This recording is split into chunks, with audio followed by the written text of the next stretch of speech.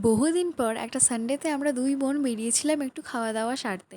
গুগলে ভালো রিভিউ দেখতে পেয়ে আমরা রেস্টুরেন্টটায় গেছিলাম।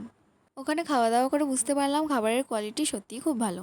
স্টার্টারে আমরা অর্ডার করেছিলাম ক্রিস্পি চিকেন আমি অনেক জায়গায় খেয়েছি, কিন্তু এখানে চিকেনের কোয়ালিটিটা খুব ভালো ছিল। চিকেনটা বেশ ফ্রেশ ছিল আর সফটও ছিল। মেন কোর্সে দিদির খেতে ইচ্ছা হচ্ছিল রাইসের আইটেম, আর আমার খেতে ইচ্ছা হচ্ছিল রুটির আইটেম। তাই আমরা অর্ডার করেছিলাম একটা ভেজ ফ্রাইড রাইস, দুটো তন্দুরি রুটি আর একটা লাচ্ছা পরোটা। আর ছিল দুটো চিকেনের আইটেম, একটা কড়াই চিকেন আর একটা গার্লিক চিকেন। লাচ্ছা পরোটার সঙ্গে কড়াই চিকেনের কম্বিনেশনটা অসাধারণ ছিল, খুব ভালো লেগেছে আমার। আর গার্লিক চিকেনের সঙ্গে তন্দুরি রুটির কম্বিনেশনটাও ভালো ছিল।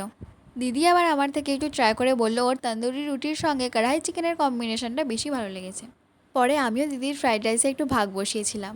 ভেজ ফ্রাইড রাইসের সঙ্গে আমার গার্লিক চিকেনের কম্বিনেশনটা বেশি ভালো লেগেছে। কড়াই চিকেনটার মধ্যে না একটা স্মোকি টাইপের ফ্লেভার ছিল, সম্ভবত ওরা তন্দুরি চিকেনটাকে গ্রেভিতে দিয়েছে। তন্দুরি চিকেনের যেরকম টেক্সচারটা হয় না, ঠিক সেরকম টেক্সচারই কড়াই চিকেনের মধ্যে পাওয়া যাচ্ছিল। খেতে খেতে আমরা অনেকক্ষণ আড্ডা দিলাম, তারপর মুখ শুদ্ধি খেয়ে আইসক্রিম নিয়ে আমরা বাইরে বেরোলাম। আমরা যখন খাচ্ছিলাম তখন বৃষ্টি হয়েছিল, তারপর ওয়েদারটা খুব সুন্দর আর আরামদায়ক হয়ে গেছিলো। আইসক্রিমটা খেয়ে আমরা বাড়ির পথে রওনা দিলাম। সব মিলিয়ে এই সানডেটা ভীষণই ভালো কাটলো।